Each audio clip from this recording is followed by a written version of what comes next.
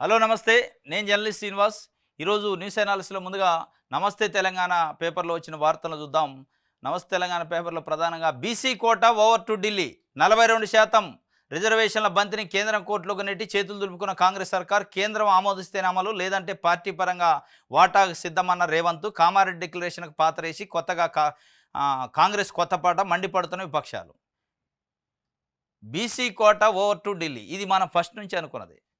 రేవంత్ రెడ్డి గారి ప్రభుత్వం ఒక రకంగా చీట్ చేసినట్టే దీంట్లో. అరే బీసీల కోసం మీరు కామారెడ్డి డిక్లరేషన్ అని ఒక పెట్టి, మేమొస్తే కాంగ్రెస్ పార్టీ అధికారంలోకి వస్తే 42% రిజర్వేషన్‌ని చట్టం చేసి అమలు చేస్తామంటివి. ఇవాళ ఏం చెప్తున్నావు? మేము కాంగ్రెస్ పార్టీ పరంగా 42% మందికి టికెట్లు ఇస్తాం, మీరు సిద్ధమా అని బీజేపీ, బీఆర్ఎస్ సవాల్ ఇచ్చింది. ఏం సవాలు? పసలేం సవాలు అందులో? మీరు చట్టం చేస్తే ఆయన ఇచ్చేదేంది, నువ్వు ఇచ్చేదేంది? చట్టం అనేది ఉంటే నువ్వు ఇవ్వాల్సిన అవసరం లేదు, ఆయన ఎవడు ఇవ్వాల్సిన అవసరం లే. అవే వస్తాయి టికెట్లు. ఎందుకు రావు? ఇవాళ ఎస్సీలకి ఎస్టీలకు రావట్లా? శాసనసభలో పార్లమెంటు మెంబర్లలో రిజర్వేషన్లు ఇవ్వటం వల్లే కదా. నీకు ఇష్టం ఉన్నా ఇష్టం లేకపోయినా ఇవ్వాల్సిందే, అది రిజర్వ్ అయి ఉంటుంది. దాని పేరే రిజర్వేషన్ అంటే ఏంది? దాని ఫిక్స్డ్గా వీళ్ళకి సంబంధించిందని చట్టం చేయాలి. కానీ నువ్వేమంటున్నావు? ఇవాళ కామారెడ్డి డిక్లరేషన్ అని ఒకటి పెట్టి నెట్ట నిలువున తెలంగాణలో బీసీలను మోసం చేసినట్టు కాదు ఇది. దానికి డిక్లరేషన్ ఎందుకు మరి పేరు? నువ్వు అయ్యాలనే చెప్పాల్సి ఉండే. మేము గెలిస్తే 42% రిజర్వేషన్లు ఇవ్వలేము, కేంద్రానికి పంపిస్తే కేంద్రం ఆమోదిస్తేనే ఇస్తాం, లేదంటే 42% టికెట్లు ఇస్తామని చెప్పాల్సి ఉండే. ఇక నువ్వు ఇచ్చే టికెట్లు ఎట్లా ఉంటాయి? బీసీలకు 33% ఎమ్మెల్యే టికెట్లు ఇస్తానన్నారు కాంగ్రెస్ పార్టీ. ఉదయపూర్ డిక్లరేషన్ ఎడిపోయింది? ఉదయపూర్ డిక్లరేషను ఒక పార్లమెంటు కాన్స్టిట్యున్సీలో 2 ఎమ్మెల్యే టికెట్లు బీసీలకే కేటాయిస్తామన్నారు. కేటాయించారా? అయిందా? ఇక అట్లే ఉంటుంది మీది. ఈ దొంతర పోటీలు పెట్టకుండా మీరు నిజంగానే మోసం చేయలేదు అనుకుంటే చట్టం చేయాలి అనేది ఇవాళ బీసీ సమాజం అడుగుతుంది. ఏం అసలు ఒక ముఖ్యమంత్రి స్థాయిలో ఉండి రైతు బంధు విషయంలో కూడా ఇట్లా చేశారు. 15,000 ఇస్తానంటే లేదు 12 ఇప్పుడు. ఉద్యోగాల భర్తీ విషయంలో మొదటి సంవత్సరంలో 2 లక్షల ఉద్యోగాలు మేము భర్తీ చేస్తాం ఎక్కితే అంటే 54,000 కేసీఆర్ ఇచ్చిన నోటిఫికేషన్లు భర్తీ చేసి లేదు నేను 54,000 ప్రపంచంలో లేదండి. ఏం అబద్ధాలు, ఏం మోసాలు! ముఖ్యమంత్రి స్థాయికి సరిపోయే మాటలేనివి. ఇవాళ మళ్ళీ నేను అసెంబ్లీ సాక్షిగా నిట్ట నిలువున నడి బజార్లో అబద్ధం ఆడితే అంటే బీసీలు అంటే ఎట్ట కనపడదు? తమాషాలా, గేములు అయ్యి. నేను సిద్ధంగా ఉన్న పార్టీ పరంగా ఇవ్వడానికి మీరు సిద్ధంగా, నువ్వేంది ఆయనేంది ఇచ్చేది? మీరు ఇచ్చిన మాట ఏంది? చెప్పే పని ఏంది? ఇవాళ చేసే పని ఏంది? మీరు కూడా ఇవాళ ప్రజలు కూడా మిమ్మల్ని మీరు వాస్తవంగా రిజైన్ చేయాలి. ముఖ్యమంత్రిగా నైతిక బాధ్యత వహిస్తూ మోసం చేసినందుకు రిజైన్ చేసి అప్పుడు రాండి ప్రజల దగ్గరికి. ప్రజలు కూడా చెప్తారు, మీరే మాకు ముఖ్యమంత్రి నోటి మాట చెబుతున్నాం, పోయి ముఖ్యమంత్రి సీట్లో కూర్చుంటారా మీరు? ఇవాళ బీసీలు కూడా మిమ్మల్ని చెప్తారు, మీరు రిజైన్ చేసి మళ్ళీ ప్రజల దగ్గరకు వస్తే ఏం చెప్తారంటే రేవంత్ రెడ్డి గారే మా ముఖ్యమంత్రి, పెట్టుకోండి అని పంపిస్తారు. పెట్టుకుంటారా అట్లా ముఖ్యమంత్రిగా? రేవంత్ రెడ్డి గారు ముఖ్యమంత్రి కావాలంటే ఏం కావాలి? కాంగ్రెస్ పార్టీకి ప్రజలు ఓటేయాలి, చట్టబద్ధంగా ప్రజాస్వామ్య పద్ధతిలో భారత రాజ్యాంగానికి అనుగుణంగా ఓటర్లు వేసిన ఓట్లు లెక్కిస్తే మెజారిటీ వస్తే ముఖ్యమంత్రి అయిన నువ్వు ఇవ్వాలి. అదంతా ఒక ప్రొసీజర్ చట్ట పరిధిలో జరిగింది. అంటే మీరు ముఖ్యమంత్రులు, మంత్రులు, ఎమ్మెల్యేలు కావటమే చట్ట ప్రకారంగా ఉండాలి. బీసీలకు ఇచ్చే రిజర్వేషన్ భిక్ష, ఇష్టమైతే ఇస్తో లేత లేదు. ఎందుకు ఆ భిక్ష ఎందుకు వేయాలి? మేము బిచ్చగాళ్ళ బీసీలు అంటే? మీరు అన్న మాట ఏంది? అనకుండా ఉండాల్సింది. అసలు మేము బీసీల జోలికి పోము, కేసీఆర్ 23%కి తగ్గించిండుగా, అదే మాకు కూడా ఖాయం, మా వల్ల కాదు అని చెప్పాల్సి ఉండే. చెప్పేటప్పుడేమో డాంబికాలు, చేసేదేమో ఇగో ఇట్లాంటి లో క్లాస్ వ్యవహారం. కాబట్టి ఇప్పుడు ముఖ్యమంత్రి రేవంత్ రెడ్డి గారు తక్షణమే రిజైన్ చేసి మళ్ళీ ఎలక్షన్ పోండి. అప్పుడు చెప్పండి, మేము సవాల్ చేస్తున్నాం, 42% టికెట్లు ఇస్తాం, మీరు ఇస్తారా అని అడగండి. ప్రజలను ఓట్లు అడగండి, వేస్తారేమో చూడండి. అది నిజాయితీ అంటే. నిజంగానే మీకు నిజాయితీ ఉంటే, కమిట్మెంట్ ఉంటే మీరు ముఖ్యమంత్రికి ఇమీడియట్ రిజైన్ చేయాలి. ఇదే మీరు చేసేది. ఏదో పాట వస్తుంది రేవంత్ రెడ్డి గారు, ఊకూకనే రాలే నేను కూర్చున్న కుర్చీ అని. ఊకూకనే రాలే, మీకు ప్రజలు ఓట్లు వేస్తే వచ్చింది.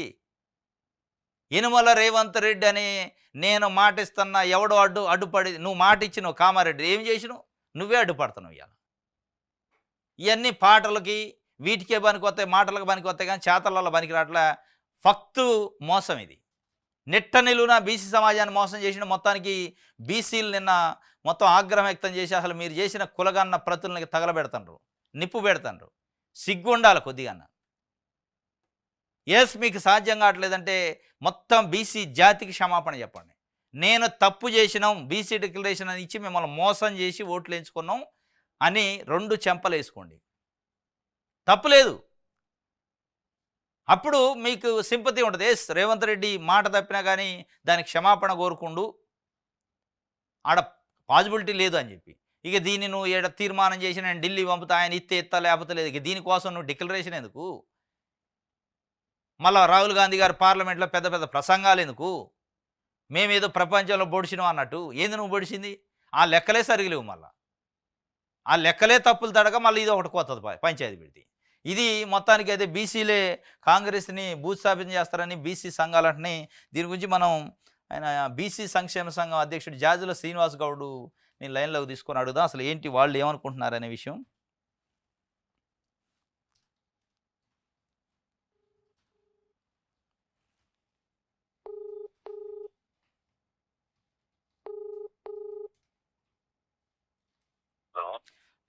అన్న గుడ్ మార్నింగ్ అన్న. Good morning. నేను శ్రీనివాస్ అన్న, ఈహా టీవీ నుంచి. మీరు లైవ్లో ఉన్నారు. చెప్పండి సార్. ఇప్పుడు ఏంది బీసీ కులగణన అయింది, మేము ప్రపంచంలో ఎవరు చేయలేం, మేమే చేసినామని కాంగ్రెస్ పార్టీ ప్రభుత్వం చెబుతుంది. మీరు ఒకవైపు ఏమి ఆ కులగన్న ప్రతులను తగలబెడతారు, ఇంకోటి రిజర్వేషన్ 42% మేము ఇయ్యలేము, ఇచ్చే పరిస్థితి లేదు కాబట్టి 42% కాంగ్రెస్ పార్టీ పక్షంగా ఇస్తాం, బీజేపీ బీఆర్ఎస్ సిద్ధంగా ఉందని ముఖ్యమంత్రి అసెంబ్లీ సాక్షిగా ప్రకటన చేసిండు. మీరు కోరుకున్నది పార్టీ పరంగా ఇయటమా, చట్టం చేసి ఇయటమా? వాళ్ళు అమలు వాళ్ళు హామీ ఇచ్చింది రిజర్వేషన్ ఇస్తామని కానీ పార్టీ పరంగా ఇస్తామని చెప్పలే కామారెడ్డి డిక్లరేషన్ లో. ఓకే, ఇప్పుడంతా తప్పుడు మాటలు మాట్లాడుతున్నారు. ఓకే, అన్ని తప్పించుకునే మాటలు మాట్లాడుతున్నారు. బీసీలను మళ్ళీ ఒకసారి మోసం చేసేటువంటి మాటలు మాట్లాడుతున్నారు. తెలంగాణ సమాజం ఎడ్డోళ్ళు గుడ్డోళ్ళు కాదు, ఎర్రోళ్ళు కాదు, లేకపోతే అనామకులు కాదు. తెలంగాణ చరిత్ర తెలుసుకుంటే ఇక్కడ తెలంగాణలో భారతదేశంలోనే అనేక పోరాటాలు నడిపినటువంటి చరిత్ర ఈ తెలంగాణ గడ్డకు ఉంది. అట్లాంటి తెలంగాణ గడ్డను మరోసారి మోసం చేయాలని చూస్తే అందరు చెవులలో పూలు పెట్టాలని చూడడము కరెక్టేనా? పార్టీ పరంగా ఇవ్వడం వేరు, రిజర్వేషన్లు ఒక హక్కుగా ఇవ్వడం వేరు. పార్టీ పరంగా ఇస్తే బిచ్చం వేసినట్టు ఉంటది, రిజర్వేషన్లు ఉంటే ఒక హక్కుగా ఉంటది. రెండోది, ఇప్పుడు సర్పంచ్ ఎన్నికలు ఉన్నాయి, పార్టీ గుర్తుల మీద జరిగాయి, పార్టీ పరంగా ఎక్కిస్తావు అంతే కదా, పార్టీ పరంగా ఎక్కిస్తావు. తర్వాత రెండోది, పార్టీ పరంగా ఇస్తామనే నమ్మకం ఎట్టగలగాల బీసీలకు? దానికి చట్టబద్ధత ఉండదు. ఎన్నికల్లో అసెంబ్లీ ఎన్నికల్లో 2024లో పోటీ చేసినప్పుడు ప్రతి పార్లమెంటు నియోజకవర్గానికి బీసీలకు 2 టికెట్లు ఇస్తాం, మొత్తం 17 పార్లమెంట్ స్థానాలు, 17 × 2 34 అసెంబ్లీ స్థానాలు బీసీలకు ఇస్తాం అన్నారు. ఇచ్చిరా? ఉదయపూర్ డిక్లరేషన్ అనేది ఇచ్చారు అప్పుడు కూడా. అవును, ఉదయపూర్ డిక్లరేషన్, గాంధీ భవన్ రిజర్వేషన్ అన్ని కలిసి వీళ్ళు 19 టికెట్లు ఇచ్చారు. అది కూడా 19 టికెట్లు కూడా ఓల్డ్ సిటీ 6 టికెట్లు ఇచ్చారు, ఓల్డ్ స్థానాలు. రాహుల్ గాంధీ నిలబడ్డా, రేవంత్ రెడ్డి నిలబడ్డా గెలవనటువంటి స్థానాలు బీసీలకు ఇచ్చారు. అందుకని 64 మంది కాంగ్రెస్ పార్టీ ఎమ్మెల్యేలు ఉంటే బీసీలు 7 ఉన్నారు. ఒకటి. రెండో విషయము, మొన్న పార్లమెంట్ ఎన్నికల్లో కూడా మేము 6 టికెట్లు బీసీలకు ఇస్తామన్నారు.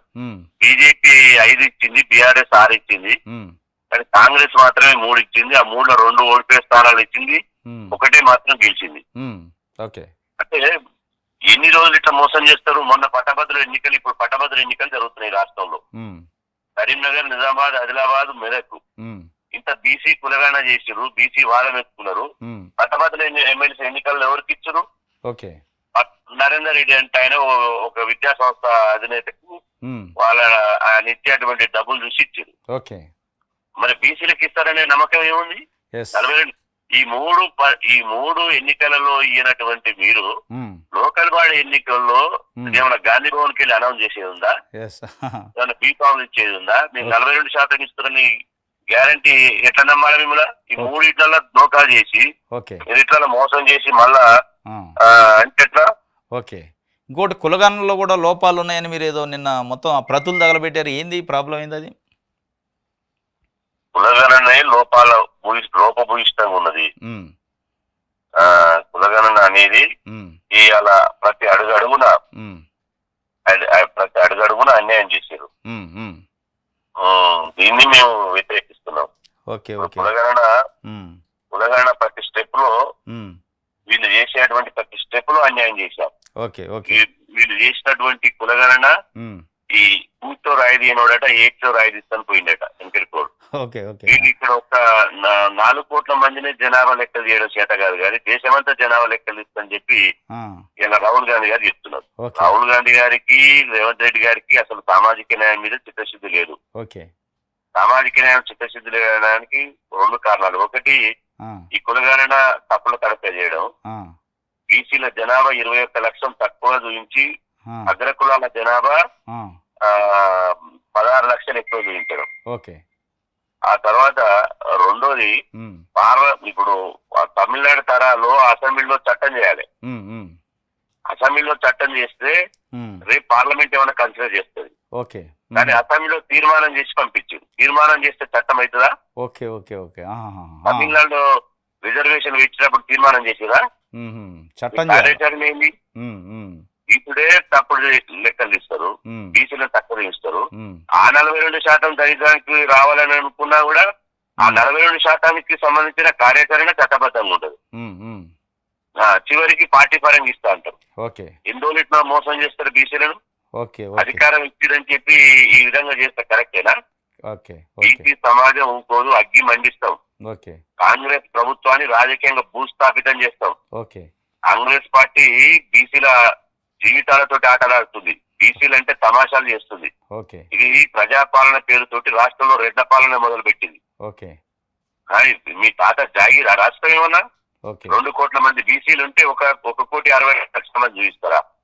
ముస్లిం బీసీలు ముస్లింయేతర బీసీలను అవమానిస్తారా? ఆత్మ ధోరణి దెబ్బతీస్తారా? ఇదేనా మీరు చేయాల్సినటువంటి కార్యక్రమం?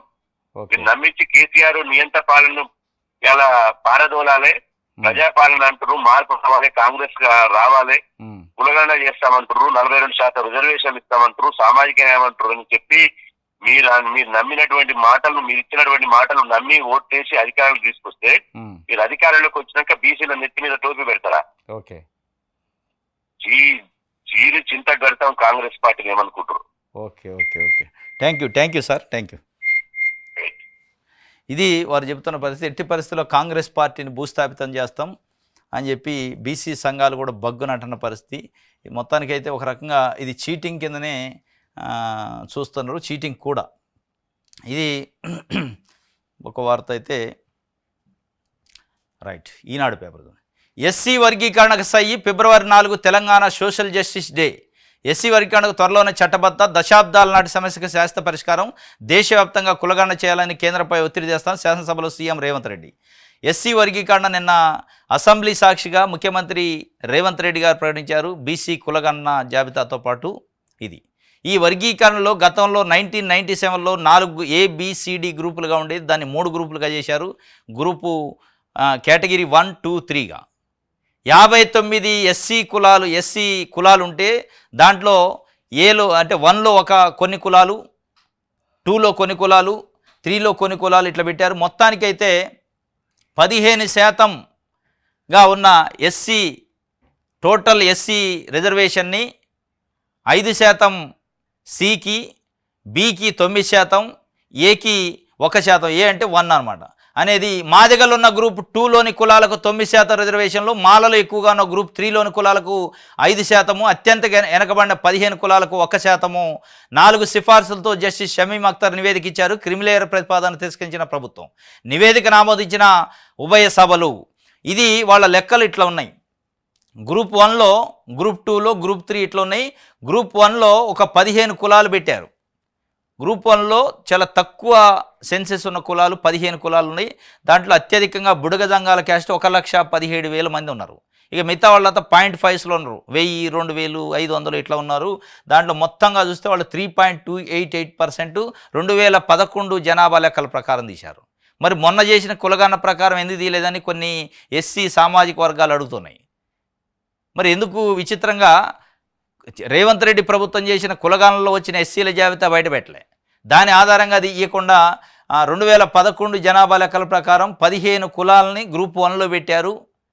అత్యంత వెనకబడిన కులాలు, తక్కువ సంఖ్యలో ఉన్న కులాలు, దాంట్లో ఒక బుడిగ సంఘం తప్ప మిగతా అన్ని 1,00,000 దాటి వేయలేవు. ఒక బుడిగ సంఘమే 1,17,000 కోట్లు ఉంది, 1,17,000 మంది జనాభా ఉన్నారు. మిగతా అన్ని 1000, 500, 2,000, 10,000, 15,000 ఇట్లే ఉన్నాయి. అంటే 0.5లలో ఉన్నాయి. దానికి 1% రిజర్వేషన్ ఇచ్చారు. 15లో 1 పోతే ఇంకా 14 ఉంటాయి. ఈ 14లో గ్రూప్ 2లో మధ్యస్థంగా లబ్ధి పొందిన కులాలు 18 ఉన్నాయి. దాంట్లో మాదిగ కమ్యూనిటీ మెజారిటీ కమ్యూనిటీ ఉంది. దీంట్లో 33 లక్షల జనాభా ఉన్నారు. వీళ్ళకి 9% రిజర్వేషన్ ఇచ్చారు. 62.78% ప్రజలు దాంట్లో ఉన్నారు. గ్రూప్ 2లో 1లోనే 3% చేంజ్ ఉంటే దీంట్లో 62% ఉన్నారు. గ్రూప్ 3లో మాల కమ్యూనిటీ ప్లస్ ఇంకా కొన్ని కమ్యూనిటీలు 26 కమ్యూనిటీలు కలిపి మొత్తం 33,30,963% ఉన్నారు. దానికి 5% అంటే 33% జనాభా ఉంటే 5% రిజర్వేషన్ ఇచ్చారు. ఇక్కడ 62% రిజర్వేషన్ ఇచ్చే 9% రిజర్వేషన్ ఇచ్చారు. 3% రిజర్వేషన్ ఉంటే జనాభా 1% ఇచ్చారు. మొత్తం 15%లో గ్రూప్ 2కి 9%, గ్రూప్ 3కి 5%, గ్రూప్ 1కి 1% అనేది కొత్త విధానాన్ని తీసుకొచ్చారు. మొత్తానికి షమీమ్ అఖ్తర్ కమిషన్ ఏదైతే ఏకసభ్య కమిషను 4 సిఫార్సులు చేసిందట. 4 సిఫార్సులలో 3 సిఫార్సుల్ని ఓకే చేశారు. మిగతా 1 సిఫార్సు ఏంటంటే క్రీమీ లేయరు పెట్టాలి అనే దాన్ని తిరస్కరించింది ఏది అసెంబ్లీ. ఈ 3 సిఫార్సులు ఏంటంటే గ్రూప్ ఏలో ఎవరు ఉండాలి, అదే గ్రూప్ 1లో ఎవరు ఉండాలి, వాళ్ళకి ఎంత పర్సెంటేజ్ ఉండాలి, గ్రూప్ 2లో ఎవరు ఉండాలి, ఎంత పర్సెంటేజ్ ఉండాలి, గ్రూప్ 3లో ఎవరు ఉండాలి, ఎంత పర్సెంటేజ్ ఉండాలనే విషయాలని షమీమ్ అఖ్తర్ కమిషన్ ఇచ్చిన రిపోర్ట్ని బేస్ చేసుకొని ఇచ్చారు. ఈ 3 ఆమోదించారు. కానీ 4వది క్రీమీ లేయరు వద్దు అనేది గవర్నమెంట్ ఉన్నట్టుంది, దాన్ని తిరస్కరించినట్టు చెప్పారు. ఇది ఒక వార్త. మొత్తానికి కొన్ని దశాబ్దాల కళ ఎస్సీ వర్గీకరణ చేయాలని కొన్ని దశాబ్దాల నుంచి మాదిగ ఉపకులాలు కొట్లాడుతున్నాయి. ఆ కొట్లాటకి ఫలితం నేను దక్కినట్టయింది. చట్టం చేయలే, చట్టం చేస్తారట. అసెంబ్లీ వేదికగానే చట్టం చేసి దాన్ని చట్టబద్ధత కల్పిస్తామంటున్నారు. మాదిగ దాని ఉపకులాలు 18టికి కలిపి ఈ ఏదైతే 9% వచ్చింది, మాల దాని ఉపకులాలు 26 కులాలకు కలిపి 5% వచ్చింది. మరి వాళ్ళు ఇప్పుడు ఏం చేస్తారు అనేది చూడాలి. మొత్తానికి అయితే ఫిబ్రవరి 4 సోషల్ జస్టిస్ డే అని చెప్పి ఇచ్చారు. ఇది ఒక వార్త. ఆంధ్రజ్యోతి చూద్దాం. బీసీలకు 42% సీట్లు కాంగ్రెస్, స్థానిక సంస్థల ఎన్నికల్లో కాంగ్రెస్ తరఫున ఇస్తాం, చట్టపరంగా అవకాశం లేకపోయినా మేము సిద్ధం. ఇది నువ్వు చెప్పేది ఏంది? బీఆర్ఎస్ బీజేపీ 42% ఇచ్చేందుకు సిద్ధమా? ఇది పనికిరాని సవాలు, వేస్ట్. దీని గురించి నాటి మా సర్వే అధికారికమే, సర్వేని బహిష్కరించాలని అప్పట్లో రేవంత్ రెడ్డి చెప్పలేదా? మేము చేసిన సర్వే రిపోర్ట్ ఏదని కేటీఆర్ మొత్తుకుంటుండు.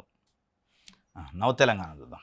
కథం దొక్కిన వీఆర్ఏలు, మంత్రుల నివాస సముదాయం ముట్టడికి యత్నం, సమస్యలు పరిష్కరించుకుంటే ఆందోళన ఉద్ధృతం. వీఆర్ఏల జేఏసీ రాష్ట్ర కన్వీనర్ వంగూరు రాములు చెబుతుండు. అడ్డుకున్న పోలీసులు రోడ్డుపైనే నిరసన. జీవో 81, 86 ప్రకారం విధుల్లోకి తీసుకోవాలని డిమాండు. దాదాపు నిన్న మినిస్టర్ క్వార్టర్స్ ముట్టడికి వచ్చారు వీఆర్ఓలు. తెలంగాణ వీఆర్ఏ వారసుల సంఘం అట. ఆ సంఘం 3,797 మంది.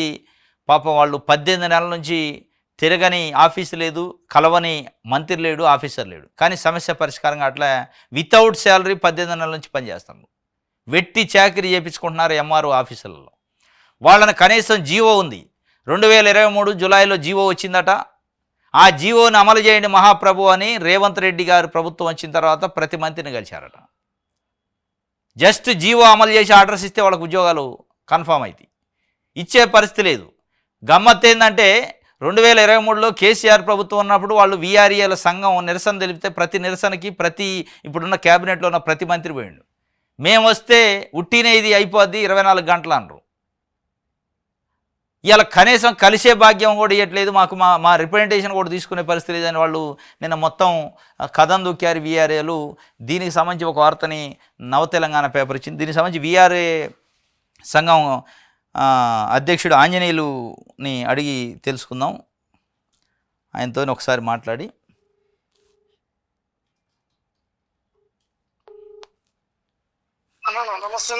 Good morning Anjaneyulu. అవునన్నా, గుడ్ మార్నింగ్. ఏమైంది నిన్న మీరు మంత్రి అది మన మినిస్టర్ క్వార్టర్స్ ముట్టడి చేశారు కదా, ఏమన్నా రిప్రజెంటేషన్ ఇచ్చారా? ఏమంది ప్రభుత్వం? అన్న, మొదటగా మనము నిన్న మినిస్టర్ క్వార్టర్ ముట్టడి కాదన్నది. ఉమ్, మేము నిన్న కూడా మినిస్టర్ గారికి ఉమ్, అందరం కలిసి 18 నెలల నుంచి తిరుగుతుంటే ఆయన కలవకపోవడానికి మేము రిప్రజెంటేషన్ ఇవ్వడానికి నిన్న పోయినాము. ఉమ్, అక్కడికి కూడా మమ్మల్ని పోలీసులు అడ్డుకొని దాన్ని మినిస్టర్ గారు కలవనీయలేదు. ఉమ్, అంత జరిగిన అక్కడ అంటే తెలంగాణ రాష్ట్రంలో ఉన్న పోలీస్ వ్యవస్థ మరి ప్రజాపాలన ప్రభుత్వం అనేది ప్రభుత్వము. ఉమ్, మేము ఒక అప్లికెంట్ అన్న, మేము అప్లికెంట్ ఇవ్వడానికి పోయినాం. అయ్యా, మా బాధ ఇది, మాకున్న సమస్య 81 జీవో ప్రకారంగా 3700 కుటుంబాలు ఇంకా మిగిలిపోయినాయి, ఉమ్, వీళ్ళకి ఉద్యోగాలు ఇవ్వాలని అని చెప్పుకునే మా గోడు చెప్పుకోవడానికి పోతే ఊరికే ఇక్కడక్కడ అరెస్ట్ చేసి ఉమ్, దాని అంతా రచ్చరచ్చ చేసిరనా. ఉమ్, అది మీరు అంతా మీడియాలో అంతా చూసిండ్రు Okay. మన ఏం Okay. జరిగింది అనేది. ఓకే. అంత జరిగినప్పటికీ ఉమ్, నిన్న జరిగిన సంఘటన అంత జరిగినప్పటికీ టిల్ నవ్ ఈ సెకండ్ వరకన్నా ఉమ్, ఏ అధికారి గాని ఏ మినిస్టర్ గాని ఉమ్, మా యొక్క రిప్రజెంటేషన్ ఏదైతే ఉందో, మా యొక్క అర్జీ ఏదైతే ఉందో అది తీసుకునే నాదుడు లేడన్న. ఓకే. అంటే సామాన్య పబ్లిక్ కు ప్రజాపాలన ప్రభుత్వం ఏం జరుగుతుంది అనేది ఒక ప్రశ్నార్థకంగానే మిగిలిపోయిందన్న. ఓకే. మేము ఒకటే కోరుకుంటున్నామన్నా, ఈ 3797 మంది ఉమ్, ఏ విధంగా రాష్ట్రంలో 20,555 మందిలో ఉమ్, ఆ 16,758 మందికి ఉద్యోగాలు 81 జీవో ప్రకారం ఇచ్చిండ్రు. ఉమ్, అదే విధంగా 3,798 మందికి ఉద్యోగ ఆర్డర్లు ఇవ్వాలి. ఉమ్, వీళ్ళని పిలిచి సంప్రదించి ఉమ్, మా గోడు వినాలి ఫస్ట్. ఓకే. మా గోడు విని మాకు ఇమ్మీడియట్లీ మా యొక్క విద్యార్హత ప్రకారంగా ఉద్యోగ ఆర్డర్ ఇవ్వాలనేది మేము కోరుకుంటున్నాం అన్న. ఇప్పుడు జీవో నెంబర్ 81 ప్రకారం దాదాపు 16,000 చేంజ్ మందికి చేశారు అంటున్నారు. మీరు రెగ్యులరేషన్ చేసి వాళ్ళకి ఆర్డర్స్ ఇచ్చారు. అవునన్నా. మీకు ఇయటానికి ఏమి ఇబ్బంది అవుతుంది ప్రభుత్వానికి? ఏంది అసలు ఉన్న సమస్య ఏంటి? అన్న, సమస్య అనేది లేదన్న. ఇలా అంటే ఒక మాటలో చెప్పాలంటే సమస్యనే లేదు. ఉమ్, సమస్య అనేది మన మంత్రి గారే, రెవెన్యూ మంత్రి గారే సమస్య అనిపించింది మాకైతే. అంతేనా? మేము తిరిగిన 18 కాలంలో పొంగులేటి శ్రీనివాసరెడ్డి పొంగులేటి శ్రీనివాసరెడ్డి సమస్య అనిపించింది అన్న. ఎందుకు? అంటే ఏమైనా ఆర్థిక ఇబ్బంది ఉందా? ఆర్థికంగా అనుమతులు లేవా దానికి? అన్న అదే అన్న, ఇప్పుడు జీవో లేని దాని గురించి మాట్లాడతలేము. ఆల్రెడీ జీవో ఉన్నది. జీవోకి సంబంధించిన ఫైనాన్షియల్ అప్రూవల్ ఉన్నది. 85 జీవో ఇచ్చింది. ఇక వీళ్ళకి ఏం ఆర్థిక బర్డెన్ ఏముందని ఆల్రెడీ ఫైనాన్షియల్ అప్రూవల్ వచ్చినాక వీళ్ళు ఆపుకోవడానికి ఏముందనేది మాకు ఒక ప్రశ్నార్థకం. మీరు ఉన్నారా జీవో నెంబర్ 81 లో? జీవో నెంబర్ 81 లో మేము ఉన్నామన్న. 20,555 మందిలో మా తల్లిదండ్రులతో సహా మేము ఉన్నాము. ఓకే. ఇప్పుడు ఇక్కడ మేము అడుగుతున్న డిమాండ్ న్యాయబద్ధమైన డిమాండ్ అన్న. ఆయనకు ఒకటే మేము కోరుకునేది ఏంటంటే బీఆర్ఏ అనే దానికి రిటైర్మెంట్ ఏజ్ లేదు. ఓకే. ఇది ప్రభుత్వం గుర్తించాలి. అన్ని డిపార్ట్మెంట్లు వేరు, రెవెన్యూ డిపార్ట్మెంట్ వేరు. ప్రభుత్వ ఆస్తులను రక్షించింది విఆర్ఏ వ్యవస్థ. కానీ ఈ విఆర్ఏ వ్యవస్థకు రిటైర్మెంట్ ఉంది. వీళ్ళ రిటైర్మెంట్ వీళ్ళకి ఎందుకు ఇవ్వాలన్నాడు. అయ్యా, నేను అడుగుతున్నా, ప్రభుత్వాన్ని ఏమడుగుతున్నా మీ ద్వారా అంటే, గత 1956 రజాకార్ల నుంచి ఈ రోజు వరకు గత విఆర్ఏ చరిత్రను ఒకసారి చదవండి మీరు. అసలు వీళ్ళు ఉద్యోగస్తులా లేకపోతే కూలీలా, వీళ్ళకి ఏ విధంగా వెట్టి చాకరీ చేసిందో అనేది వీళ్ళు నవన్న ఇప్పటి కూడా చెప్తున్నా. నేను 18 నెలల నుంచి జీవో వచ్చి 18 నెలలు అవుతున్నప్పటికి కూడా ఇప్పటికి ఈ రోజు వరకు మేము వెట్టి చాకరీ చేస్తున్నాం. మీరు ఇప్పుడు ఉద్యోగంలో ఉన్నారా? చేస్తున్నారా పని? మేము ఉద్యోగంలో పని చేస్తున్నాం అన్న. పని మేము చేస్తున్నాము. మా పేరు మీద ₹1 చిల్లి గవౌడికి ఇవ్వట్లేదు. జీతాలు రావడం, మళ్ళీ జీతం అనే గౌరవేతం అనేది మా తండ్రుల పేరు మీద ఇస్తున్నది ప్రభుత్వం. ఓకే. ఓకే. ఇక్కడ అర్థం కావాలన్నా, ప్రభుత్వ ఎంప్లాయీకి గౌరవేతనానికి చాలా తేడా ఉంటది. ఓహో. ఇప్పుడు గౌరవేతనము అంటే ఒక కూలీ వ్యక్తి, జీతము ప్రభుత్వ ఎంప్లాయీ అంటే ఆయనకు ఐడి ఉంటది, మనకు ఇది ట్రెజరీకి వెళ్ళి అమౌంట్ వస్తుంది. అవును. మరి ఈ తేడా తెలియకపోతే ఎట్లన్నా ఒక మినిస్టర్ స్థాయిలో ఉండి మరి అధికారులు చెప్తున్నారు. అందరూ ప్రతి ఒక్కరు కమిషనర్ వరకు మేము రిప్రజెంటేషన్స్ ఇచ్చినాం. వాళ్ళకి ఎన్నోసార్లు కలిసినాం. రెవెన్యూ మంత్రి గారు అనేది అంటే 61 సంవత్సరాలు దాటిన వాళ్ళు అసలు ఉద్యోగులు గారు కదా, వాళ్ళకి ఎట్లా ఇస్తాం అనేది కదా కంటెన్షన్ వాళ్ళది. ఎస్ అన్న, మేము కూడా అదే చెప్తున్నాం. 61 సంవత్సరాలు దాటిన వాళ్ళు నువ్వు చెప్పినట్టే ఉద్యోగులం కాదు. మేము అదే చెప్తున్నాం అన్న, మేము ఉద్యోగులం కాదు. మా యొక్క వెట్టి చాకిరితనానికి గుర్తించి పే స్కేల్ అమలు చేస్తుంది ప్రభుత్వం. మా వెట్టి చాకిరిని గుర్తించి తరాల నుంచి వెట్టి చాకిరి చేశారు, వీళ్ళకి ఒక విముక్తి కలగాలి, వీళ్ళకి న్యాయం చేయాలనే ఒక సుదీర్ఘ ఆలోచనతోన ఒక 18 మంది ఐఏఎస్ కమిటీతోన ఇప్పుడున్న ఫైనాన్షియల్ కమిషనర్ రామకృష్ణ సార్ అప్పుడు ప్రెసిడెంట్ ఆ కమిటీకి, అంటే 18 మంది ఐఏఎస్ కమిటీలో ఇచ్చిన నివేదిక ప్రకారంగా 81 జీవో ఇచ్చింది.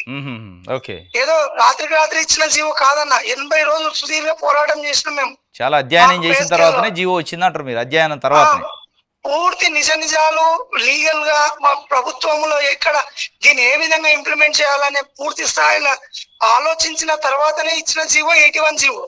మరి 81 లో ఇచ్చిన జీవోలో సుమారు 80% ఇంప్లిమెంట్ అయిపోయింది జీవో.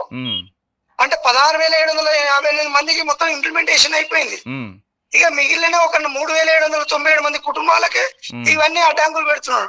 అంటే అన్న ఒక్కటే మాట చెప్తున్నా, ప్రభుత్వానికి చిత్తశుద్ధి ఉండి ఇయ్యాలనే ఆలోచన ఉంటే ఇవన్నీ చెప్పుకోవాల్సిన అవసరం లేదన్న. కమిట్మెంట్ లేదు మీరు అనేది, కమిట్మెంట్ లేదు వాళ్ళకు. ముఖ్యంగా ముఖ్యమంత్రి రేవంత్ రెడ్డికి ఉంది.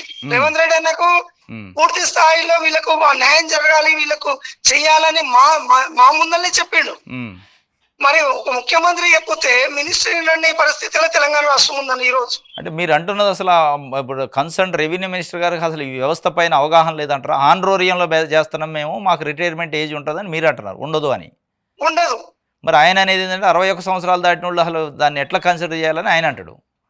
అదే అన్న, మేము అనేది ఏంటంటే ఆ రోజు నాడు అధ్యయనం చేసిన 18 మంది ఐఏఎస్ ఆఫీసర్లు ఎవరైతే ఉన్నారో వాళ్ళతో ఒక మీటింగ్ కండక్ట్ చేయి, మమ్మల్ని పిలువు, మమ్మల్ని ఒక పిలువు.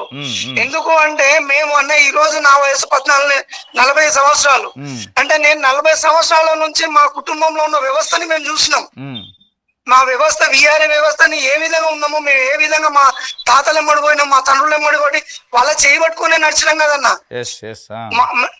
ఇదే పొంగులేటి శ్రీనివాస్ రెడ్డి గారికి ఆయన విఆర్ఏ కాదు, ఆయన కుటుంబం విఆర్ఏ కుటుంబం కాదు. ఆయనకు అలాంటప్పుడు విఆర్ఏ సాధక బాధకాలు ఆయనకి ఏమర్థమైతే కావు. ఆయన ఒక అగ్రవర్గ కులానికి చెందిన వ్యక్తి. సరే, ఆయన వ్యక్తిగతంగా కులం పక్కకు పెడితే ఇక్కడ మేమంతా బీసీలము, ఎస్సీలము. మేము ఇక్కడ ఉన్న 3,797 మంది ఉడక బీసీ ఎస్సీలు మాత్రమే ఇక్కడ పనిచేస్తున్నది. అంటే అదే అగ్రవర్గాలు ఉంటే మీరు ఆర్డర్ కాపీలు ఇవ్వడానికి సుముఖంగా ఉండొచ్చు. నిన్న మనం ఒక కోణంలో చూడొచ్చు అన్న, కులగణన విషయంలో చూడొచ్చు. వాళ్ళకు ఈడబ్ల్యూసీ రిజర్వేషన్ కొరకు వాళ్ళు ఎంతో కొట్లాడి రిజర్వేషన్ సాధించుకుంటున్నారు. అంటే ఇక్కడ చిన్న చూపు అన్నమాట. ఇక్కడ కుల వివక్ష అండ్ వెట్టి చాకిరితనం మీద ఒక ధోరణి చూపిస్తున్నారు అనేది స్పష్టంగా అర్థమవుతుంది అన్న మాకైతే. అల్టిమేట్ గా ఏంటి మరి నెక్స్ట్ మీ ఫర్దర్ యాక్షన్ అన్న? మేము ప్రభుత్వానికి ఈ రోజు వరకు వ్యతిరేక పోరాటం ఏ రోజు చేయలేదు, చెయ్యబోము. మాకు రేవంత్ రెడ్డి, నేను ముఖ్యంగా మన రాష్ట్ర ముఖ్యమంత్రి రేవంత్ రెడ్డి నాకు స్ఫూర్తి. ఆయనే మాకు ఉద్యమాలు ఏ విధంగా చేయాలనేది నేర్పిన వ్యక్తి ఆయనే అన్న. మా దగ్గర వచ్చి టెంట్ గోదలో వచ్చి కూర్చొని ఒక పిసిసి అధ్యక్షుడిగా ఉండి వచ్చి కూర్చొని హామీలు ఇచ్చిండు మాకు. మాకు రేవంత్ రెడ్డి అన్న ద్వారానే మాకు న్యాయం జరుగుతానని ఒక్కొక్కరం 100 ఓట్లతోనే ఓట్లు వేసి గెలిపించినాం. ఇప్పుడు రేవంత్ రెడ్డి అన్న మమ్మల్ని ఆయన తమ్ముళ్ళని కాపాడుతాడా చంపేస్తాడా అనేది తెలియదు. ఇంకొక విషయం అన్న, ఈ గత 18 నెలల నుంచి మా తండ్రులు ఒక 400 మంది చనిపోయాను. ఇంకొకటి నాతో పాటు ఒక 40 మంది బిఆర్ఏలు వారసులు, వాళ్ళ అప్పులు వాళ్ళ సాధక బాధకాలు అన్నది అది చెప్పుకుంటూ పోతే ఒక మన ఈ చిన్న చిన్న డిబేట్ల కూడా మనకి రాదు, ఒక గ్రంథాలే రాయొచ్చు. అన్ని బాధలు ఉన్నాయి. ఈ విధంగా చనిపోయిన వారసులకు గాని మరియు బిఆర్ఏలకు గాని దీని పూర్తి బాధ్యత నైతిక బాధ్యత పొంగులేటి శ్రీనివాస్ రెడ్డి మినిస్టర్ గారు బాధ్యత వహించాల్సిందే. ఆ కుటుంబాలను ఈయన సొంతంగా కూడా ఆదుకోవాలని నేను ప్రభుత్వాన్ని డిమాండ్ చేస్తున్నా. అంతేకాకుండా మిగిలిన 3,700 కుటుంబాలకు తక్షణమే ఆర్డర్ కాపీలు ఇవ్వకపోతే మీరు నేర్పిన ఉద్యమంలోనే ఏదైతే మా రేవంత్ రెడ్డి అన్న నేర్పిండో ఆ ఉద్యమంలోనే మేము నడుస్తాం. మీకు ఎక్కడిదక్కడ మేము మా యొక్క నిరసనలు గానీ మా యొక్క హక్కుల మీద మేము పోరాటం చేయడానికి సిద్ధంగా ఉన్నాం. ఓకే థ్యాంక్ యూ ఆంజనేయులు గారు. ఓకేనా, థ్యాంక్ యూ. ఇది వాళ్ళు చెప్తుంది. ఎట్టి పరిస్థితుల్లో మా సమస్యని ప్రభుత్వం పరిశీలించి వినాలి ఫస్టు. వినట్లేదు, వాళ్ళకి అర్థం చేసుకోవట్లేదు. రెవెన్యూ మంత్రికి దానిపైన అవగాహన లేదా ఎందుకో కానీ మొత్తానికి అసలు ముందు అధికారులను పిలుచుకోనని మాట్లాడండి. ఆ కమిటీ 18 మంది ఐఏఎస్లతో కమిటీ వేశారట. వీఆర్ఏ వ్యవస్థ అయింది, దాన్ని ఎట్లా చేయాలని కేసీఆర్ ఉన్నప్పుడు. వాళ్ళని పిలుచుకొని ఒక గంట సేపు మీటింగ్ పెడితే సమస్య పరిష్కారం అయింది. మరి అది ఎందుకు చేయట్లేదు? మన పొంగులేటి శ్రీనివాసరెడ్డి గారు, రేవంత్ రెడ్డి గారు ప్రభుత్వం, రేవంత్ రెడ్డి గారు కూడా ఎందుకు ఆదేశించట్లేదు అనేది ఇప్పుడు తెలవాలి. వాళ్ళైతే పాపం తనలాడుతారు. స్థానిక సమరంలో బీసీలకు 42% సీట్లు మేము ఇస్తాం, మీరు సిద్ధమా? ఇచ్చేదేవుడు, తీసుకునేదేవుడు. ఎవరిని అడుగుతున్నారు మీరు సిద్ధమా అని? బీసీలను అడుగుతున్నారు మేము ఇస్తాం, పోటీ చేయడానికి సిద్ధమా అని. కొంచెం అన్న ఉండాలి. నిట్ట నీళ్ళను మోసం చేస్తున్నారు, డ్రామాలు ఆడుతున్నారు, గేములు ఆడుతున్నారు బీసీలతో. మీరు ఇదేదో ఎన్నికలలో మీరు చెబితే అయిపోయేది కదా. కామారెడ్డి డిక్లరేషన్ పెట్టకుండా, లేదా కామారెడ్డి డిక్లరేషనే మాది, అది మేము కాంగ్రెస్ పార్టీ 42% టికెట్లు ఇస్తే మీరు సిద్ధమా? బీజేపీ బీఆర్ఎస్ని సవాల్ చేస్తున్న చట్టాలు మేము చేయలేమని చెప్తే మీకు కర్రు కాల్చి వాత పెట్టేవాళ్ళు. ఇలా కుర్చీ ఎక్కిన తర్వాత ఒక మాట, కుర్చీలో లేనప్పుడు ఇంకో మాట మాట్లాడితే ఇట్లే ఉంటుంది. ఎట్లా నమ్ముతారు కాంగ్రెస్ పార్టీని? విశ్వాసం ఎట్లా ఉంటుంది పార్టీ పైన? ఇట్లాంటి విశ్వాసఘాతకమైన మోసపూరిత పనులు చేస్తే ఎట్లా నమ్మాలి? ఇది ఆయన చెబుతుండే మేము ఇస్తాం, మీరు సిద్ధమా అని. దీనికోసం ఇది ఒక తతంగం, ఏకసభ కమిషను, ఇదంతా అవసరమా? టైంపాస్ గేములు ఆడటం తప్ప. పార్టీ ఫిరాయించిన ఎమ్మెల్యేలకు నోటీసులు ఆట. బీఆర్ఎస్ నుంచి కాంగ్రెస్లో చేరిన 10 మందికి అసెంబ్లీ కార్యదర్శి తాకీదులు ఇచ్చారట. నిన్న అసెంబ్లీ కార్యదర్శికి సుప్రీంకోర్టు ఆదేశాలు ఇస్తే నిన్న అసెంబ్లీ సెక్రటరీ ఆ 10 మందికి నోటీసులు ఇచ్చిండట.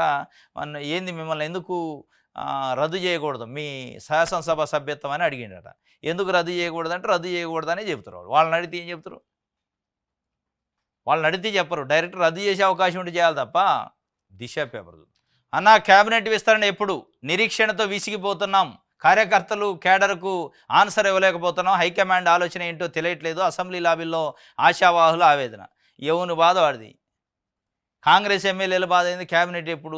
ఏడగలిచిన ఇద్దరు కలిస్తే చాలట. ఏందే ఎప్పుడు అన్న క్యాబినెట్ ఎప్పుడు? ఈ అమ్మ ఇదంతా గొడవ, అసలు అధికారం వచ్చి 14 నెలలు దాటిపోతుందని వాళ్ళ బాధ. కింద ముసలోళ్ళ బాధ ఏంది? మాకు పెన్షన్లు ఎప్పుడు పెంచుతాడు? ఊర్లల్లో నలుగురు ఏజ్డ్ దివ్యాంగులు లేకపోతే వృద్ధులు కూర్చుంటే వాళ్ళు డిస్కషను. ఈ రేవంత్ రెడ్డి దగ్గరపడి ఇత్తనండు 2000 4000 చేస్తానంట. 4 లేదు, మన్ను లేదు, ఆ ఇచ్చే 2000 అని చక్కగా ఈడ ఇంత మోసం చేస్తారని వాళ్ళు గొడవ పడతారు. వీళ్ళది ఈ బాధ, వాళ్ళది ఆ బాధ. రైతు భరోసా రాలేదని రైతుల బాధ, స్కాలర్షిప్లు రాలేదని విద్యార్థుల బాధ, మహిళలకి 2500 ఇస్తారని ఎక్కడ నలుగురు మహిళలు కలిసిన వాళ్ళు ఆ ముచ్చట్లు పెట్టుకున్నారు. మొత్తానికి కాంగ్రెస్ పార్టీని జల్లెడి చేస్తున్నారు ప్రజలు చేస్తున్నారు. వీళ్ళు చేసే పనులు కూడా అట్టే ఉన్నాయి. ఇది దిశ పేపర్కి సంబంధించి వెలుగు చూద్దాం. ఎస్సీ వర్గీకరణకు చట్టబద్ధత కల్పిస్తాం, భవిష్యత్తులో సమస్యలు రాకుండా జీవోలు తెస్తాం. తెలంగాణ సోషల్ జస్టిస్ డేగా ఫిబ్రవరి 4 అసెంబ్లీలో సీఎం రేవంత్ రెడ్డి ప్రకటన. మీరు అనుకుంటే సోషల్ జస్టిస్ అయితే అది తప్పులు తడగ్గా బీసీల లెక్కలు తీసి 20 లక్షలు 22 లక్షలు తగ్గించి సోషల్ జస్టిస్ డే అట. సోషల్ అన్జస్టిస్ డే అని బీసీ సంఘాలు అంటున్నాయి. వాళ్ళు తగలబెట్టారు మీరు ఇచ్చిన ప్రతుల్ని. మీరు ఏదో అడావుడిగా అసెంబ్లీ పెడితే ఏదైనా చట్టం చేత 42% రిజర్వేషన్ ఇస్తున్నట్టు బీసీలకు స్థానిక సంస్థల్లో అని జనాలు అనుకొని ప్రజలు బయట అనుకున్నారు. ఆడ చట్టం లేదు, మన లేదు. ఆ కాగితాలు తీసుకొచ్చి షమీమ్ అఖ్తర్ ఏదైతే కాగితాలు ఇచ్చిండో అదే కాగితాలను తల ఒకటి పంచి ఇక మాట్లాడినాడు. ఏముంది అందులో మాట్లాడా? దీనికి అసెంబ్లీ రెజల్యూషన్ చేసి కేంద్రానికి పంపారు. అసెంబ్లీ రెజల్యూషన్ కాదు చేయాల్సింది, అసెంబ్లీ చట్టం చేసి పంపాలా. రెజల్యూషన్ చేస్తే వాడేందుకు పడుచుకుంటాడు? కేంద్రంలో పార్లమెంట్ పడుచుకుంటుందా? ఈ దేశంలో ఉన్న 29 రాష్ట్రాల నుంచి చాలా వస్తుంటాయి తీర్మానాలు. అసెంబ్లీల నుంచి తీర్మానాలు వస్తూనే ఉంటాయి, ఏకగ్రీవ తీర్మానాలు. వాటిని ఎవరు పట్టించుకోరు. ఎస్సీ వర్గీకరణ పైన కూడా తీర్మానం చేసి పంపారు కేసీఆర్ ఉన్నప్పుడు, అంతకుముందు చాలాసార్లు. అది ఏం కదలే. చట్టసభల్లో బీసీలకు రిజర్వేషన్ల కోసం కూడా తీర్మానం చేసి పంపారు. ఈ తీర్మానాలు కాదు మీ డిక్లరేషన్, కామారెడ్డి డిక్లరేషన్ చెప్పింది ఈ తీర్మానాలు చేసి పంపుతామని కాదు. మేము వస్తే చట్టం చేసి రిజర్వేషన్లు ఇస్తానన్నారు. దీన్ని నిట్ట నీళ్ళలో మోసం చేస్తున్నారు మీరు. ఎస్సీలకు 20% రిజర్వేషన్లు ఇవ్వాలి. కులగండ సర్వేలో తేలిన మాల మాదిగల లెక్కలు బయట పెట్టాలని వివేక్ వెంకటస్వామి చెబుతుండు. మాలల ఆత్మగౌరవం కోసమే సింహ గర్జన సభ పెట్టినాం. మాల మాదిగా నేతగానులకు కార్పొరేషన్లు పెట్టాలని విజ్ఞప్తి చేసిండు చెన్నూరు ఎమ్మెల్యే వివేక్ వెంకటస్వామి. ఎస్సీలకి 20% రిజర్వేషన్లు అయితే పెంచాలి. ఇప్పుడు 15 ఉంది కదా, దాన్ని 20 చేయాలి. చేసి కులగండ సర్వేలో లెక్కలను కూడా బయట పెట్టాలని చెప్పిండు. ఇంకోటి ఆయన మాల మాదిగా అదే నేత కానీ ఈ మూడింటి కార్పొరేషన్లు పెట్టాలంటే సపరేట్గా ఇప్పుడు పెడతారంటే ఇప్పుడే ఎస్సీ కార్పొరేషన్ దాన్ని మాలం కార్పొరేషను మాది కార్పొరేషన్ నేత కాని కార్పొరేషన్లు పెట్టే ఆలోచన చేయాలి అని ప్రభుత్వాన్ని అడుగుతుండు. ఇంకోటి అక్బరుద్దీన్ ఓవైసీ ఎంఐఎం పక్ష నేత ఒక ఇంట్రెస్టింగ్ ఇష్యూని లేవనెత్తిన నేను కులగన్న సందర్భంగా ఆధార్లో 3,80,00,000 మంది తెలంగాణ ప్రజానీకం ఉంటే ఆధార్ లెక్కల ప్రకారం కులగణలో 3,70,00,000 మంది ఎట్లా వస్తారు? ఏ లెక్క ప్రకారం తగ్గింది అసలు? ఆధార్ అనేది క్రైటీరియా కదా. ఆధార్లు తీసుకున్న వాళ్ళు 3,80,00,000 ఉన్నప్పుడు ప్రజలు కూడా 3,80,00,000 ఉండాలిగా. ఇంకా పెరగాల కొద్దిగా, ఎందుకంటే కొంతమంది ఆధార్ తీసుకోకపోవచ్చు. కానీ 10 లక్షల జనాభా అసలు ఉట్టి నోట్ లెక్కేస్తే తగ్గినట్టుంది కదా. ఏ రకంగా తగ్గింది అని అడుగుతుండే ఆయన. ప్రభుత్వం దీనికి సమాధానం చెప్పాలి. వాస్తవం రాష్ట్ర జనాభా లెక్కల్లో ఏది కరెక్టు అని అక్బరుద్దీన్ ఓవైసీ అడిగిండు. ఏఐ టూల్స్ వాడి డేటాను అసెస్ చేయొచ్చు కదా. సర్వేలో కేవలం ముస్లిం మైనార్టీలనే చేర్చారు. క్రిస్టియన్లు, పార్షీలు, చిక్కులు, జైన్లు ఏం పాపం చేశారు? కులగండ సర్వే సమగ్ర రిపోర్ట్ను అసెంబ్లీలో పెట్టాలని ఓవైసీ డిమాండు. ఓటర్ కార్డు వంటి వివరాలను ప్రామాణికంగా తీసుకోలేమన్న సీఎం. కొన్ని నియోజకవర్గాల్లో ఓటర్ల వివరాలు డబుల్ ఉన్నాయని వెల్లడి. ఆధార్ అయితే డబుల్ ఉండదుగా. ఆధార్ నెంబర్ ఒకటి కేటాయించిండండి, కూడా రాదు అది. వాస్తవంగా ఆధార్లో 3,80,00,000 ఉంటే జనాభా లెక్కల్లో 3,70,00,000కి ఎట్లా ఉన్నది సూటుగా అడిగిండు ఆయన. దానికి ఇప్పుడు సమాధానం చెప్పాలి గవర్నమెంట్. రైట్, ఇది వెలుగుకు సంబంధించి సాక్షి చూద్దాం. చారిత్రాత్మక ఘట్టం. ఒకే రోజు కులగణన, ఎస్సీల వర్గీకరణపై నివేదికలకు కేబినెట్, అసెంబ్లీ ఆమోదం తెలిపినాయని, అందుకే సోషల్ జస్టిస్ డే అని పెట్టారు. వాళ్ళు సోషల్ లేదు, జస్టిస్ లేదు. బీసీలు తగ్గింది ఎక్కడ? ఎలాంటి రాజకీయ ప్రయోజనాలకు తావు లేకుండా బీసీ ఆర్థిక స్థితిగతులు తెలంగాణ తెలుసుకోవాలని చిత్తశుద్ధితో కులగణన సర్వే జరిపామని ముఖ్యమంత్రి రేవంత్ రెడ్డి చెప్పారు. ఎక్కడ బీసీలు తగ్గారని ఆయన అడుగుతుండే. ఎక్కడ తగ్గారంటే ఓవైసీ అడిగిండు. 3,80,00,000 మంది ఆధార్ కార్డులు ఉంటే 3,70,00,000 మంది జనాభా లెక్కలు ఎట్టొచ్చినాయి అంటే అదే అయిపోయి. ఇంకా తగ్గింది ఏంది? బీసీలు ఏంది? మొత్తం అయింది. బీఆర్ఎస్ చెబుతున్న 2014 సర్వేలో బీసీలు 51%, ఇప్పుడు 56.33%. కులగణనపై అసెంబ్లీలో విపక్ష సభ్యుల అభ్యంతరాలపై సీఎం రేవంత్. అబద్ధాల సంఘం ప్రజలను తప్పుదారి పడుతుందని ఆరోపణ. బీఆర్ఎస్ చెబుతున్న 2014 సర్వేలో బీసీలు 51% అని ఒప్పుకున్నాడు రేవంత్ రెడ్డి. కానీ ఇప్పుడు 56% అంటాడు. 56% గారు మీరు ఇచ్చిన లెక్కలు 46%. మీరు చెప్తున్న 56% ఇంక్లూడింగ్ మైనారిటీ బీసీలకు కలిపి చెప్తున్నారు. వాళ్ళు చెప్పిన 51%లో మైనారిటీ బీసీలు లేరు. లేకుండానే 51% అని వారు చెప్తున్నారు. అయినా మీరు ఇంకా బుకాయించి తగ్గింది ఎక్కడ అంటున్నావు. సర్వే సరే ఇప్పుడు ఏం చేస్తారని కోనంనేని సాంబశివరావు గారు సిపిఐ పార్టీ ఎమ్మెల్యే అడుగుతుండు. సమగ్ర కులగణన సర్వే చేపట్టడం హర్షణీయమని సిపిఐ ఎమ్మెల్యే కోనంనేని సాంబశివరావు అన్నారు. అయితే ఈ నివేదిక తర్వాత బీసీలకు జరిగే ప్రయోజనం ఏమిటో చెప్పాలని కోరారు. దీనివల్ల పెద్దగా ఉపాధి అవకాశాలు ఉంటాయని తాను భావించడం లేదని అన్నారు. ప్రభుత్వ ఉద్యోగాలే లేవని, ఉన్నవి కూడా కాంట్రాక్ట్ ఉద్యోగాలని, ఇందులో రిజర్వేషన్లు పాటించేందుకు అవకాశమే లేదని చెప్పారు. గతంలో నిర్వహించిన సమగ్ర సర్వేపై శాస్త్రీయత సందేహాలకు తావిస్తుందని, ప్రస్తుతం సర్వేపై అనుమానాలుంటే గ్రామ సభలో పెట్టి ఇంకెవరైనా చేర్చాల్సి ఉంటే చేర్చవచ్చని సూచించారు. ఇంకేంది చెప్పండి, ఇక సర్వే అయింది, ఇప్పుడు ఏం చేస్తారా అంటాడు కోనవేని సాంబశివరావు. ప్రజలు ఏమంటున్నారంటే సర్వే అయింది, మా లెక్క ఏందో మాకు తెలిసింది, ఆ తప్పులో తడకో తెలిసింది 56% అని. కాబట్టి ఇప్పుడు ఉన్న అసెంబ్లీని అక్కడి నుంచే మొత్తం ఇది రిఫార్మ్ స్టార్ట్ కావాలా, సంస్కరణ అసెంబ్లీ నుంచే స్టార్ట్ కావాలా. అసెంబ్లీలో 119 మంది సభ్యులలో 56% మంది బీసీల కుర్చీలు ఉండాలి, 15% ఓసీల కుర్చీలు ఉండాలి, 17% ఎస్సీల కుర్చీలు ఉండాలి, 10% ఎస్టీల కుర్చీలు ఉండాలి. ఇక ఆ లెక్క ప్రకారం చేస్తే అక్కడి నుంచి స్టార్ట్ చేయాలి. కోనంనేని గారు అడిగిన ప్రశ్నకి సమాధానం అదే. ఇక అక్కడ స్టార్ట్ అయితే కింద అంతా రీషఫుల్ అయింది. పార్టీ పదవుల్లో అయింది, గవర్నమెంట్ పదవులలో అయితే, అన్నిట్లలో అన్ని పార్టీలు న్యాయం జరిగింది. ముందు అక్కడ చేయాలి. ఏదైతే చర్చ పెట్టారో చట్టాలు చేస్తారో అక్కడి నుంచి స్టార్ట్ కావాలి. బీసీలు 62 మంది ఇవాళ మెంబర్లు ఉండాలి అసెంబ్లీలో. ఓసీలు ఒక 18 మంది ఉండాలి. ఇట్లా ఎస్టీలు ఒక 19 మంది ఉండాలి. ఇట్లా ఎవరికి వాళ్ళకే డివైడ్ చేసేసి అసెంబ్లీలో సీట్లు మారితే ముందు అక్కడ అంత సెట్ అయింది. ఇది సాక్షికి సంబంధించి. ఇది ఈరోజు న్యూస్ అనాలిసిస్. రేపు తాజా వార్తలతో తిరిగి కలుసుకుందాం. Thank you.